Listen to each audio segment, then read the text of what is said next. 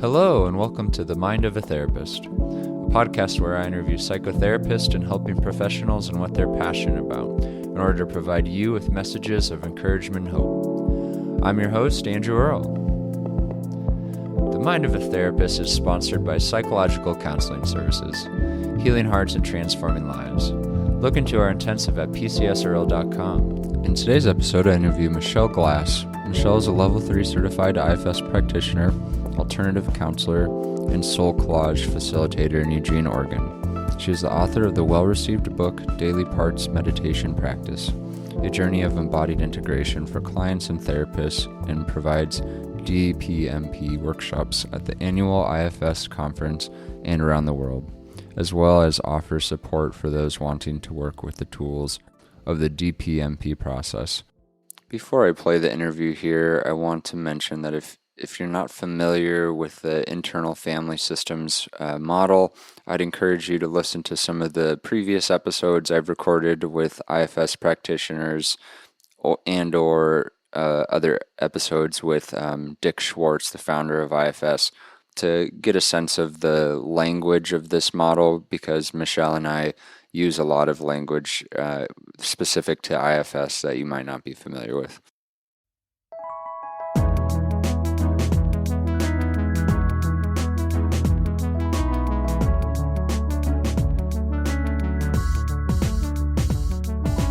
Well, Michelle, thanks for being on the podcast today.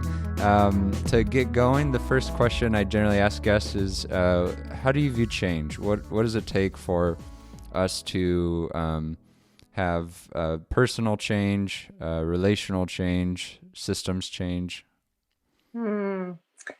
Well, thanks first, Andrew, for inviting me. It's always fun to talk about all these things and to share that with listeners, so thank you. Change. Yeah, I think that change is really a natural part of life. I think we're always changing, whether we think we are or not. I think that there's a continual state of becoming different. I guess change for me is becoming different or healing. And so even when parts of us are entrenched or stuck, I do believe that process is still happening, even if it's on micro levels that we can't really see. So, we often think of change in psychology as healing or growth. So if we're talking in those terms, what does it take for individuals and systems, I think is what you had asked. I think that it really starts with an awareness, both of really where we're at and where we want to be or where we'd like to be, and a willingness or a desire to engage in different things that would foster that change or growth to happen. I think that often it's our pain that knocks really unrelentingly at our door that catapults us forward. And if we're only able to listen, different parts of us might be ready, or our self is in there listening, and we can engage on that path. I think as individuals, we really help change systems. So that often takes longer and requires many more resources and collective engagement for our systems to change. So we as individuals need to come together. But I personally believe that when we as individuals heal and change first, we're more effectual with helping change systems.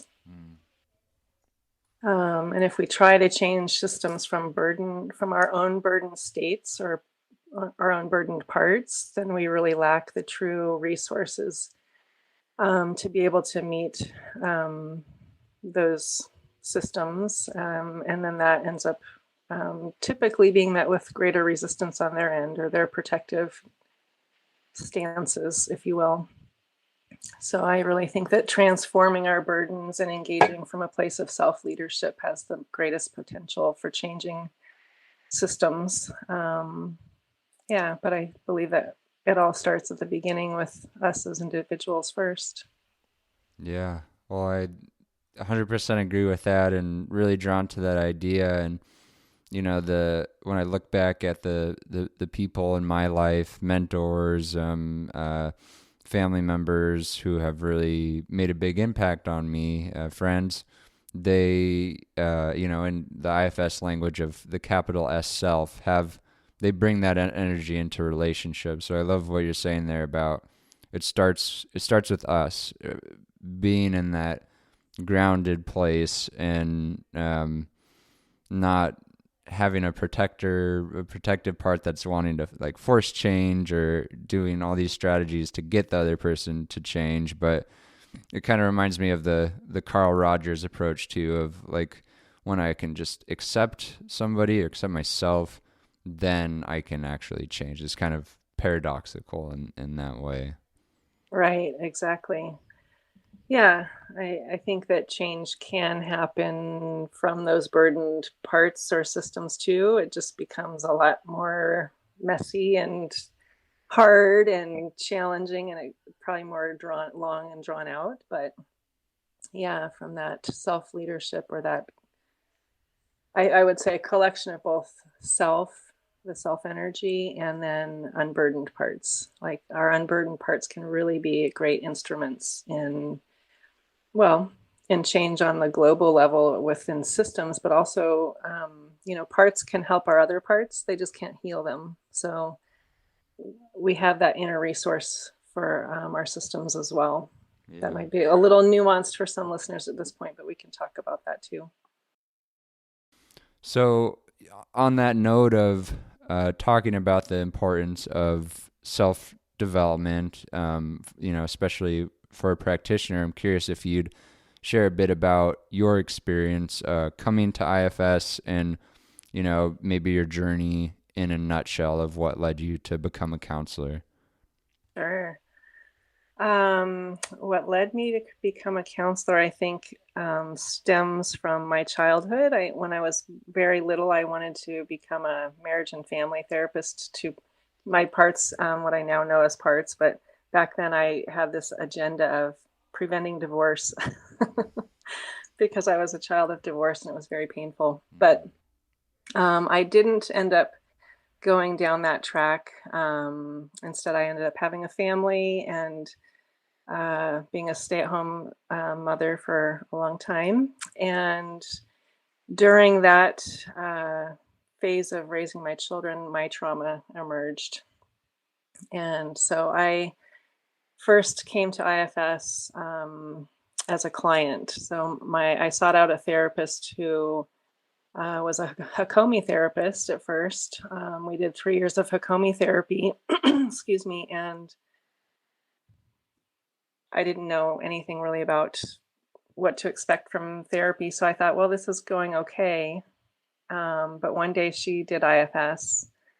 And I remember that session so distinctly. I was at the end of it. I said, "What did you just do? I need this. Whatever this is what I need." And she said, "Oh, I just came back from an IFS course." So I went home and immediately Googled it.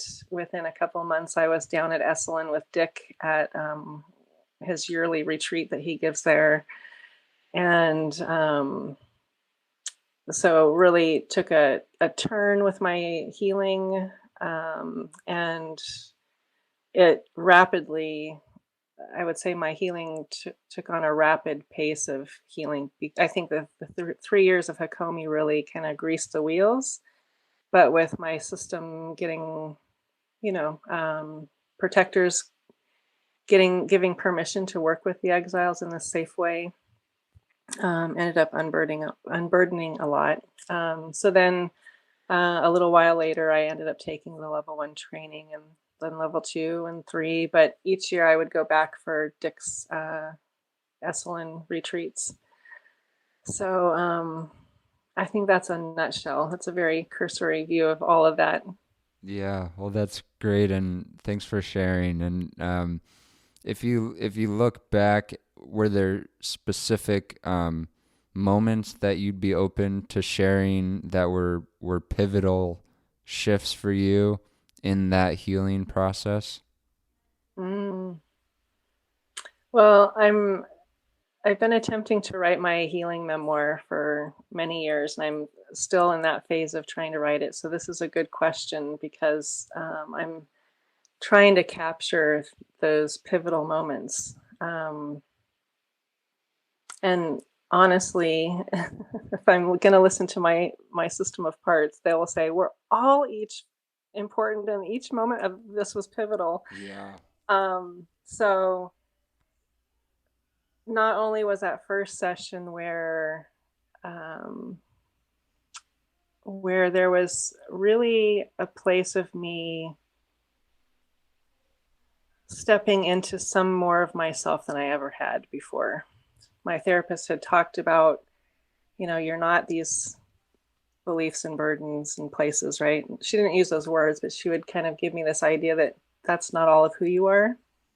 But I could never really step into that. So in that IFS session with some unblending, I was able to like really feel that. And I walked out of there going, oh, what she's been saying for 3 years is true. Like there's something different in here.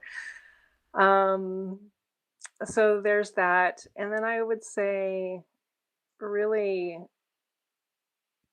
with each unburdening, feeling lighter and lighter and lighter. I think that's, in one way, it's pivotal, but also it's gradual. So in each unburdening, it's definitely very pivotal because it's so liberating. And then as a collective of parts over time, the system shifts or pivots gradually. So I would say those are kind of pivotal things. And then, of course, taking my level 1, 2, and 3 trainings and becoming a PA, all those were also very pivotal. I felt like I had arrived at my training having a very deep embodiment of the model. And then I was just kind of learning the theory of it, which I also had known from reading some books, but putting it into practice with another person was also very pivotal, taking it from my own experience to being with either, practice cohorts or then eventual clients to really see, oh, it doesn't work just with me. It works with everybody else that I'm practicing or engaging with.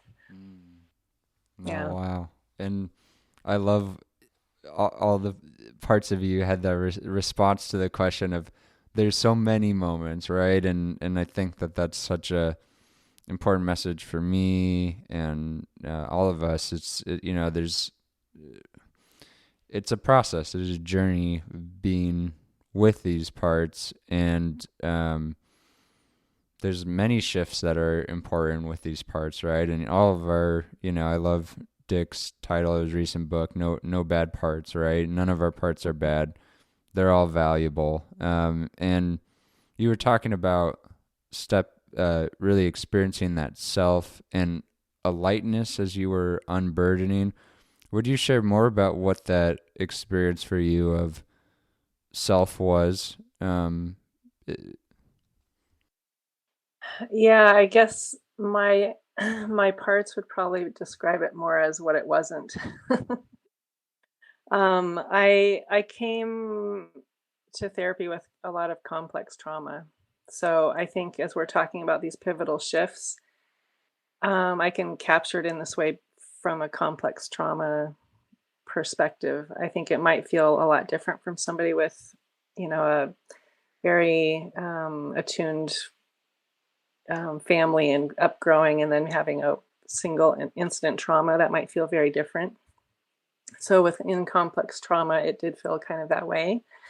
And so kind of to answer the question around what did it feel like to step into that place of self, it was really those parts going, oh, this is not how I've been for my whole life. Whatever part I might have been blended with or collection of parts, it's like, oh, this is very different. So it's kind of like, what was it not? Does that make sense at all? Yeah, it was more,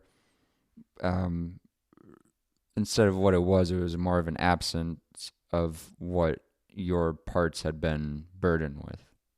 Exactly. Yeah. Sometimes when I'm teaching basics of IFS and we talk about self or self energy, and the energy of self being very different from parts, I often say it could be felt as the absence of parts. So I guess that's kind of the way it felt like when I did step into more of that self energy in that session, it was like, yeah, okay, it's an absence of whatever belief, feeling, or burden I was maybe just recently blended with in that moment. Yeah. And I'd be curious if you could share a bit about DPMP, book that you've written, as well as I believe you have it in audio form. Would you share with the listeners what it is and how you came to develop it? Sure. So DPMP stands for Daily Parts Meditation Practice. And I think I'll start with how I came to it first and then go into what it is. So, because it's a nice segue, I think. As my system was unburdening, one of my top managers would catalog that process. She wrote down what burdens there were, what burdens left, how they left, the qualities that came back in, and new roles, right? And I had these on little 3x5 like recipe cards, and I would bring them to my sessions. And as each part unburdened or went through some healing, it felt good, like I was saying, like lightening of the system. But later on in my journey, it was like, okay, I do feel better, but why? And what does it mean on like the systemic level? I couldn't put it together. So I spent a lot of time going back to my recorded sessions, pulling out the names of the parts that were in there, making maps, making externalizations of parts. So I started doing all these different things to kind of integrate the history of my sessions with my therapist. And I'll talk about each of those tools in a minute. But at one point, my therapist said, "Oh, wow, you have to show these things to Dick." And I was like, "Nah, he's all up in parts and stuff. He doesn't need to see what this is." And she's like, "No, I really think you should show him when you're at Esalen." So I did. I showed him my parts externalization, which you can see, but the audience can't see, those pendants behind me. My parts map and my parts cards. And he said, "Oh my gosh, come sit down and tell me all about this." And I did. And he said, "Okay, I want you to come teach this or present this at the conference." So I was like, "But what is this?" So I started writing a PowerPoint or creating a PowerPoint. And as I did, it was clear to me this is way more than like a little, handout that I would give to participants of the workshop. And it became the book. So didn't intend to write this book. It just came out from all my healing. So what are the DPMP is a set of tools, essentially. So 6 tools that you as a client can use to integrate your sessions. And there's 3 of those that therapists can use with your clients. So the first one is parts timelines, which is really capturing in each session which parts come up. So it's very simple to do. You just write down the date and the list of parts that come up, usually in the order they come up. From that, you can end up creating a parts map, which is the second tool. And maps you can do on just session only, making a map of each session of which parts come up. And if you take all of those session maps, you can create a whole system map out of that, of all of the parts in the system and how they relate to one another. Which is really fascinating to watch as an IFS practitioner with my clients, to see when different parts get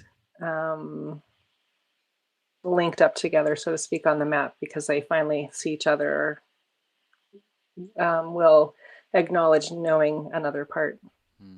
So I'm kind of, with the map, I'm kind of picturing a sheet of paper and kind of a genogram type thing, where I know in IFS talk about garlic cloves, different cloves of like subsystems of parts within us. And is that kind of what the map looks like, is different images and clusters of parts?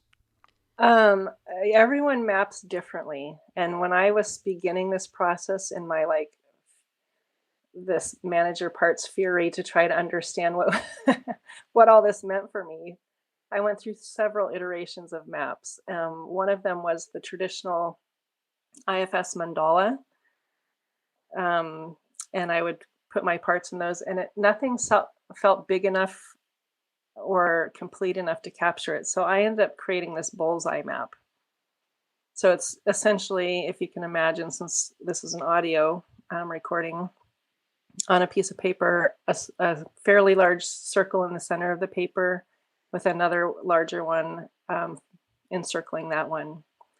And so on the center, I place exiles.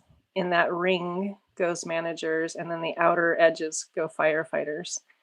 And the white space is self holding all of them. So that's kind of the way I map and teach my mapping. And I encourage people, if they get the book or if they're using it, to adapt it to whatever fits right for them. So maybe they go back to garlic cloves or whatever. I love that. Yeah. And yeah, it will look different for everyone, but that's what fit for you. And so the timeline map, and then what else? Yeah, parts catalog cards, which are what I alluded to earlier, what my manager part would bring into session with me. It just really captures the unburdening history, or on the backside is where with clients, I list, any burdens or memories or events that the part is disclosing when we're in a one-on-one relationship with the part. And then as soon as the unburdening happens, we capture all those critical details on the front. From that, you can take parts catalog cards and create parts biographies. And this is kind of my extension into my memoir. I mean, parts biographies can be as simple as a little paragraph about the history of a part, or it could be a whole book. And then you could take all of your parts and make a memoir out of it. So it's a way to, Dan Siegel talks about having a coherent narrative and how helpful that is. And when I first heard that early in my healing, I was like, I don't know what that is, but it sounds good and I want to learn about it. Yeah. And I was like, yeah, I need this coherent narrative. So yeah, you can create parts biographies of each part. If people end up following me on Facebook, they'll see that most of this year I'm starting something new, which is sharing those parts biographies and parts catalog cards with people, so that it's an invitation for their parts to be honored and shared as well. So it's a sharing place, so people would see some of those examples. So those are 4 of the 6. And then the last 2 are the daily parts meditation practice meditation, which originally started out as one type of meditation, because I came into this at that point with about 29 unburdened parts and getting ready to leave therapy. My system was like, I don't want you to forget about us. I want you to stay in contact regularly. So it was a way to kind of rotate my already unburdened parts through a daily practice of staying in touch with them. So there's a unique way that I've done that. That's in the book. And then since then, I've recorded a set of 6 different types of meditations with parts, so that you can deepen that inner connection. And then the last one is parts externalizations. So we can do that in a multitude of ways, but finding an object, image, song, yoga pose, whatever it is that part really wants to say, hey, this is me. When you see or hear or do this, this is me. To honor them. It can also help with unblending. It can help with the system seeing one another. So lots of different purposes. Anyway, those are the 6 different tools. Well, thank you so much for sharing those with me and the listeners. Earlier on in my journey with getting to know my internal system, at least within the frame of IFS, I've done quite a bit of work tuning in with myself, but I love these tools that support the development of that cohesive narrative over time with the timeline, and the mapping, the car, and then I love what you've done with the externalization, and how do you go about choosing that externalization, whether it's an object, a song, a Mm-hmm. pose for the parts? Yeah, the way I teach this in my workshops is I highly recommend that part choosing it for themselves. So that may take some work to get to that point. We first have to unblend from the part itself, and we may have to unblend from parts that don't like that other part or who have ideas about what that other part should have. Um, So, if we can accomplish that place of being in self and having that self to part relationship and just asking, what would you like? For me, when I did this, it coincided with within about a month of one of my birthdays. And so my each of my parts had like this running list of like which kind of thing they wanted. Some of them I knew exactly what they wanted. Some had a little running list, and I would spend a lot of time, my free time, on Etsy and looking through things. And I would look through that part of mine eyes, if that makes sense. I would kind of let that part blend to choose the object. And whenever it was the thing, it's like, oh yes, that's the thing, right? And I'm like, okay, let's see. Well, is it in the budget or Yeah. right? And that's another point too. Is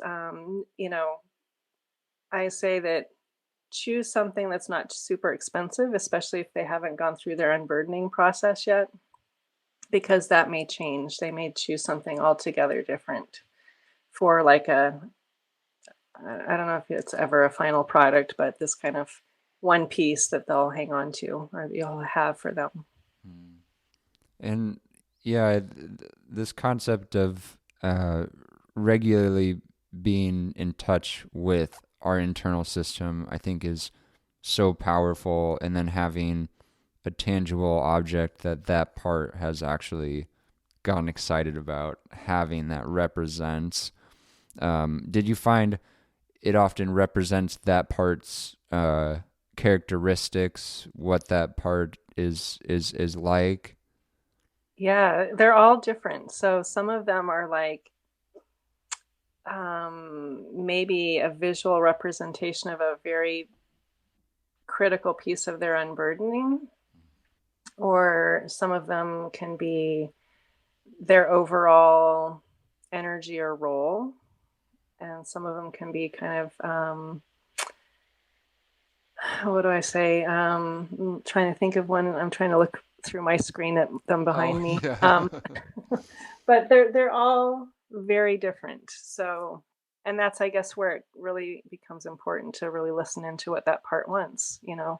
Other parts might say, "Oh gosh." In fact, an example is one of my parts wanted a Purple Heart medal, and it took probably a good month of dialogue with different parts inside about whether we could end up purchasing that, moral, ethical dilemmas around that, all kinds of inner debates with different parts of me. And they ultimately agreed that this is what was most meaningful for that part of me. And after different research and stuff, decided to get it. But initially, it was like, no, you can't do that. Hmm. Wow. Well, that's helpful helpful for me. I'm excited to start that process of tuning in with my parts and seeing what sort of objects they want to represent them. I think it'll thicken that connection I have with them. And I wanted to ask you, I know you've spent quite a bit of time training around being around Dick Schwartz, and I'm curious, with the experiences you've had with him, are there one or two that really stand out that were pretty impactful for you? As far as like biggest lessons, Yeah. Well, it's really hard to separate Dick from the model generally, or my learning of the model and my learning from Dick in general terms. I guess having spent so many hours with him and witnessing probably, I don't know, 50 or 60 or more demos and receiving sessions from him, probably my biggest lesson with him is that the model really truly works all on its own and that you don't have to add anything or mix anything into it, that it's really complete on its own. Yeah, I'd say that it's not in having learned a technique or tool with him, but really embodying the model. And by that, I mean, when we really heal our burdened parts, they end up trusting us or ourselves more. And we can really lead that life of what he called a self-led life. Yeah, and it's really, as I stepped into that as a counselor, really learned how important that is. It's really the cornerstone of the model, is that we as IFS professionals are in the seat of self with our clients. So witnessing that with him in his demos and teachings, that's a big thing. And yeah, I guess I witnessed that both within myself, with other people he worked with, and I'm seeing that with clients now. So yeah, I guess the biggest lesson is that we can really trust the IFS model and that it's complete all on its own. That you talking there reminded me of a story I recently heard from a local IFS practitioner who was with Dick at Esalen, and he did a demo with one of the participants, and someone asked him a question. Where were you going with that intervention and he said something along the lines of, I don't really remember. I don't, it's just Yes. kind of that trust you're saying, trust in the self, being in that energy. It's healing, and then it supports others and getting in touch with their self energy, and that kind of being the heart of in the importance of what you're saying of unburdening and doing your own work with your own internal system to then be able to support others in that process. Yeah, and really that trust of self can really only happen, I think, when we do our own work.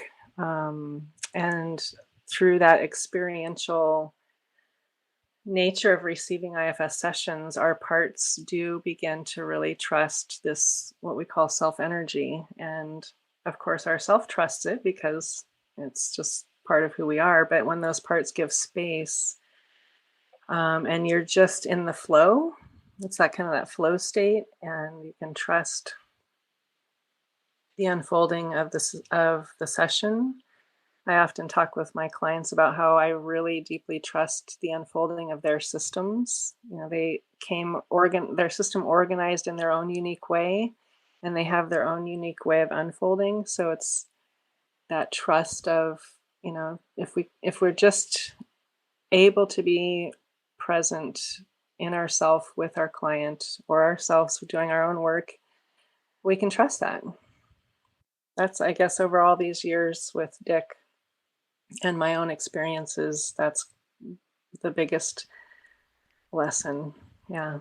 This idea, it has been what's drew me to IFS. I think I have a protector part that wants to get things right, in relationships and professional life, and so this idea has been a bit of a weight off that part's shoulder, in that, okay, it's, what's important is that when I get triggered in my relationships with whoever, it's that opportunity of a trailhead, it's opportunity it doesn't feel like an opportunity in the moment. That's right. But it is in, the long run. It is an opportunity to get to know myself better. And as I notice myself engaging in that process, doing that, then I'm able to I think better hold space for those around me, and better love others around me, which is what I want to do. So I love that message you're sharing there, how pivotal it's been for you, and just want to say it's been the same for me as well. Yeah. Yeah. I witness that with clients. I hear that with colleagues and friends. I think Dick in his podcasts will say something like, now after thousands of therapists and their clients, we can safely assume some of these assumptions that he's been making or he had made early on. And I think he just needs to add a few zeros now to not thousands, but now I think we're probably hitting the millions mark. Yeah. Wow. So, yeah. Awesome. Well, if it's all right with you, I'd like to shift gears and talk a bit about psychedelic assisted therapy. And how did you get interested in psychedelic assisted therapy and start learning about that field?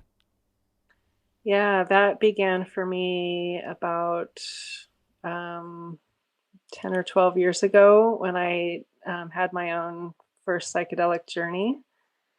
And it was within a context of a group, and there was some daily group processing.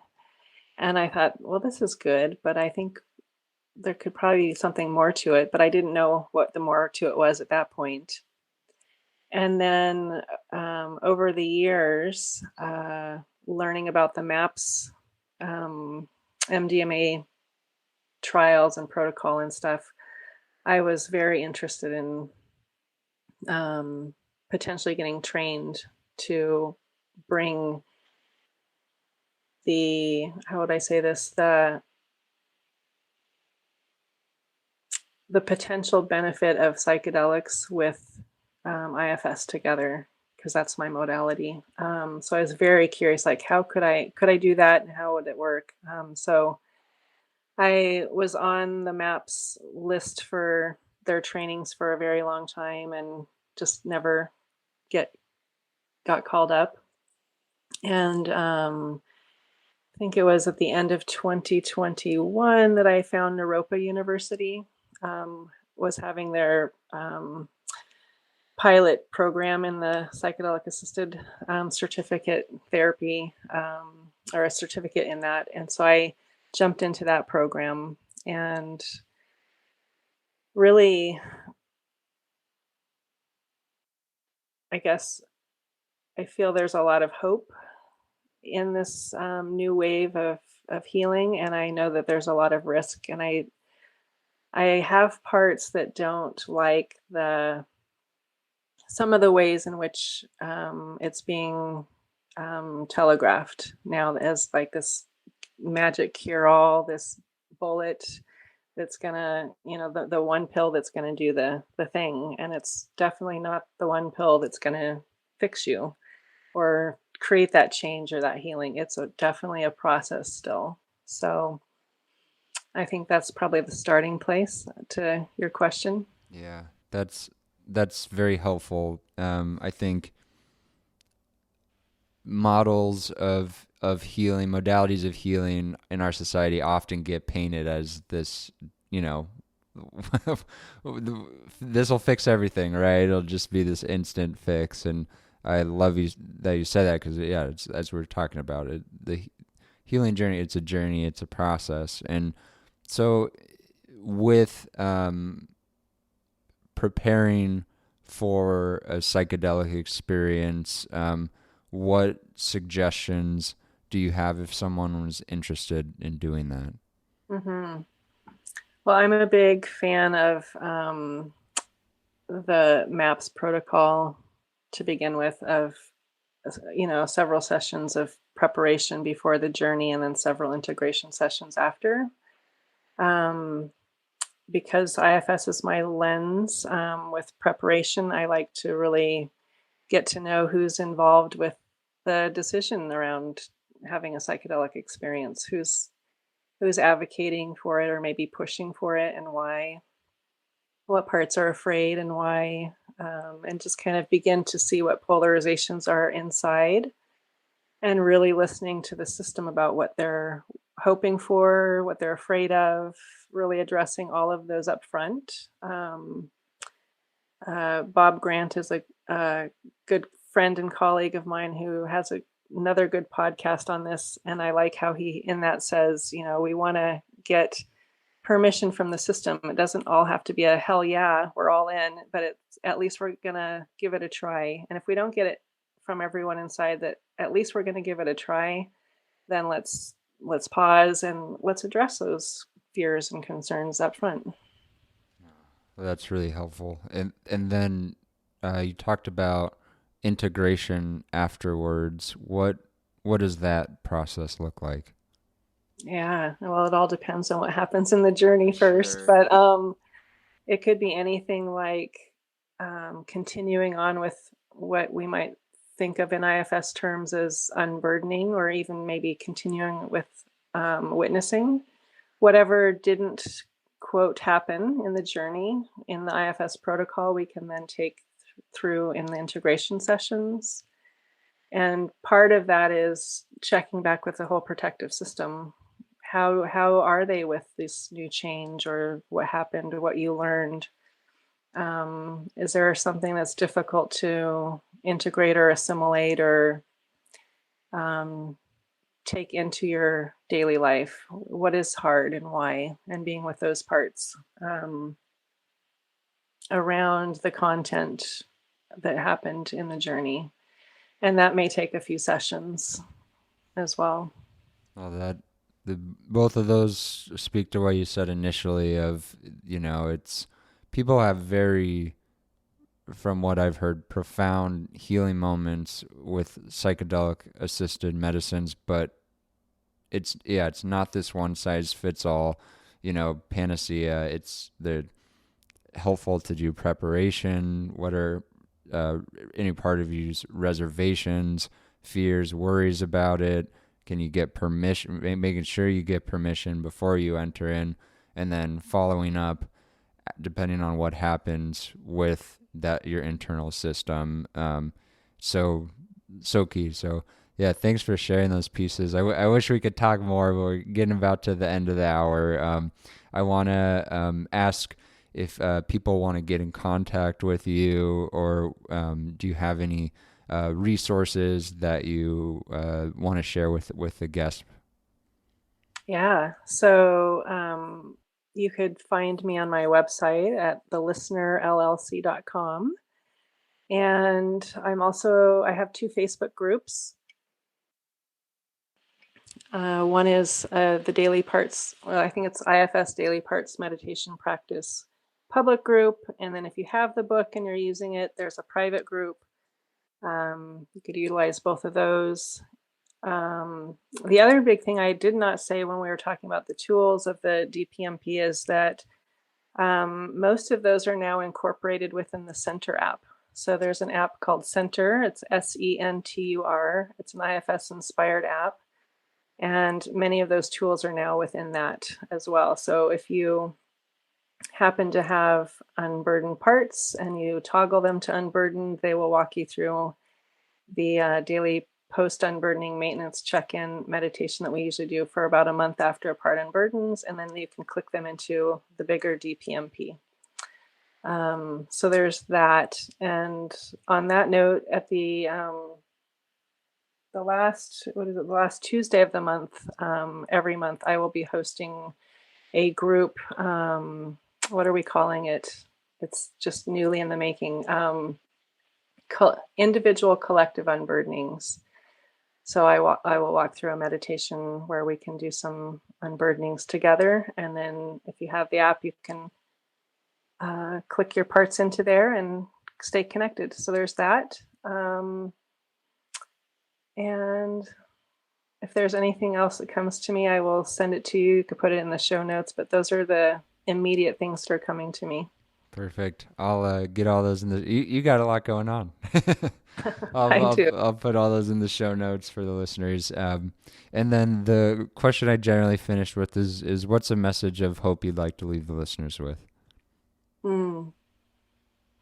Yeah, I think I'll say that no matter how chaotic your system feels or lack of self that feels available, and whether that's for yourself or with your clients, that it's always possible to heal and grow or change and to live a self-led life, and that it's really possible with IFS.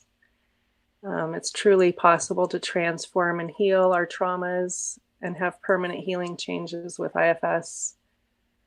And I guess a sassy part of me would say, mic drop. That's it. Love it. Well, that's perfect. That's a great place to end. Thanks so much again for being on the podcast today, Michelle. You're welcome. Thanks for having me. And I hope that you and your listeners enjoy this and all your other podcasts.